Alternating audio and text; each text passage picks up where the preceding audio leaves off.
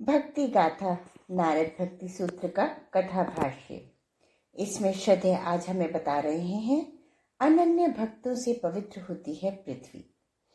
श्री राधा जी की बातों को सुनते हुए मृणालिनी उन्हें देख रही थी और सोच रही थी कि यही है परम भक्ति, यही तो है प्रेम की साकार मूर्ति।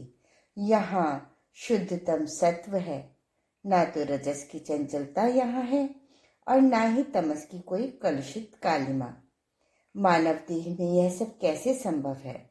सोचते हुए अपने विचार वीथियों में से गुजरते हुए मृणालिनी के मन में अचानक ही यह प्रश्न आ गया।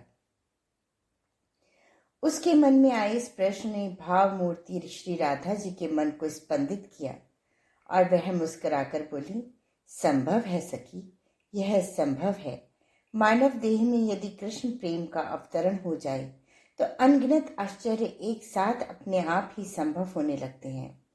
ना जाने कितने असंभव एक साथ अनायास ही संभव और साकार हो जाते हैं। श्री राधा जी की बातों ने मृणालिनी को चमत्कृत सा कर दिया। वे दोनों इस समय वृंदावन में यमुना के तट पर थीं।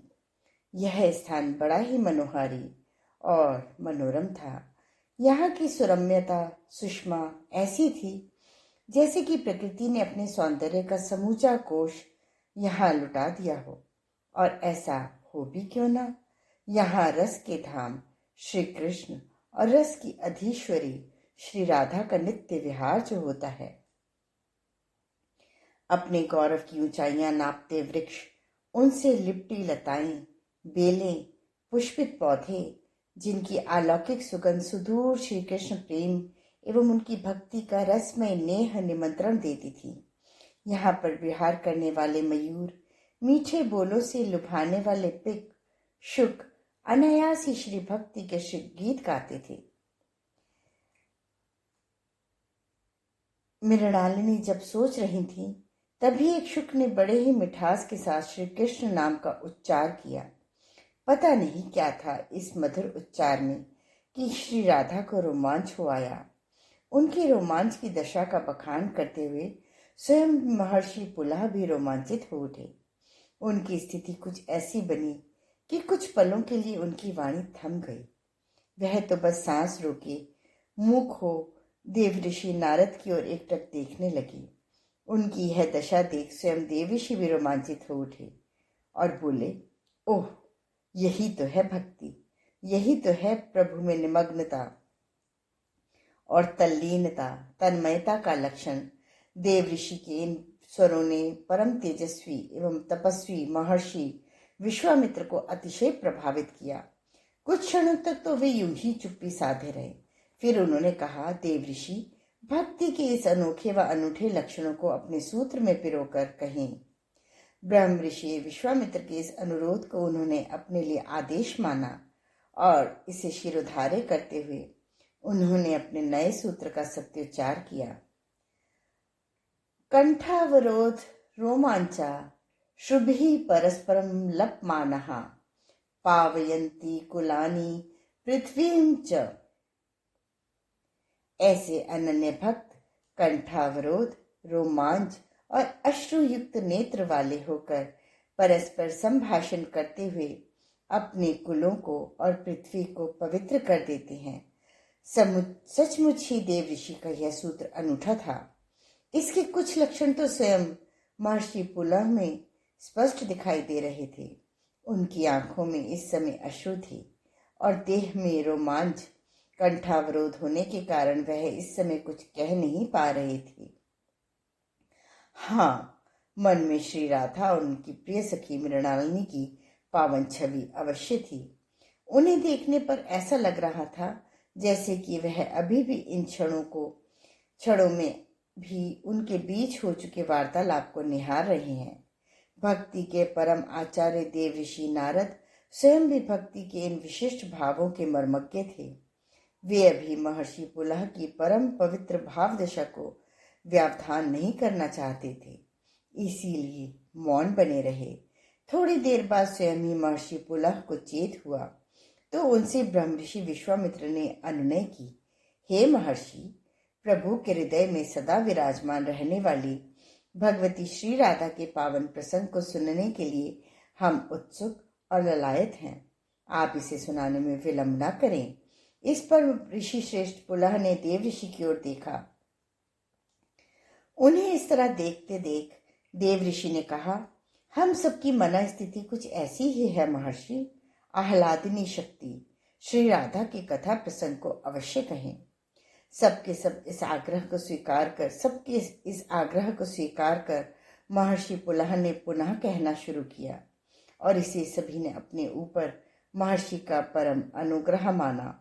महर्षि पुलह कह रहे थे कि श्री कृष्ण नाम को सुनकर श्री राधा सदा ही भाव समाधि में खो जाती थी। उन क्षणों में भी यही हुआ। उनकी देह में रोमांच के साथ पुलकन व कंपन की गति बढ़ गई। उनकी आंखें अश्रुपूरित हो गईं। भावों के अतिरेक के कारण उनका कंठ अवरुद्ध हो गया। कुछ क्षणों के लिए तो ऐसा लगा जैसे कि वे अचेत हो गईं। उनके प्रिय शुक को इस बात का ज्ञान था कि श्री राधा को कृष्ण नाम अति प्रिय है, परंतु वह इसे देर तक सुन नहीं सकती। यदि लगातार इनके कानों में कृष्ण नाम के पावन स्वर पहुंचते रहें तो उनकी भाव समाधि गहरी हो जाती है। मृणालिनी तो उनकी इस स्थिति से विस्मित थी। उसे तो सूझ ही नहीं रहा था कि ऐसे में वह क्या करें।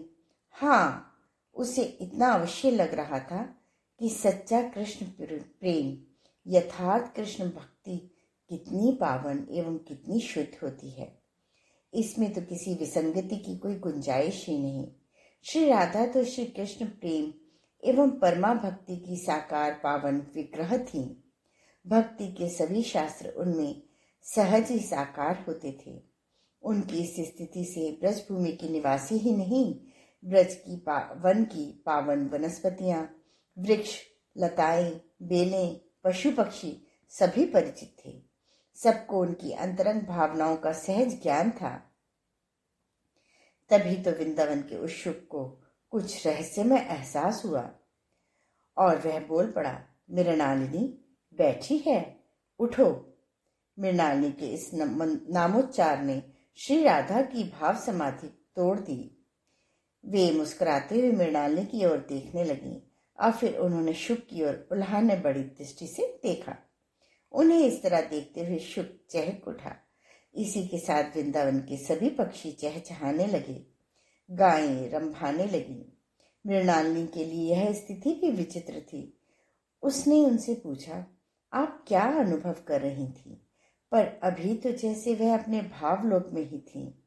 उनके होठों से धीमे स्वर में यह गीत गूंज रहा था, ठहर जाओ घड़ी भर और तुमको देख लें आंखें, अभी कुछ देर मेरे कान में गूंजे स्वर तुम्हारा, बहे प्रतिरोम से मेरे सरस उल्लास का निर्झर, बुझा दिल का दिया शायद किरण सा खिल उठे जलकर, ठहर जाओ घड़ी भर और तुमको देख ले आंखें।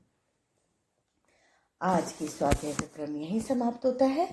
अगले क्रम में श्रद्धे हमें बताएंगे विलक्षण है अनन्य भक्तों की महिमा। धन्यवाद।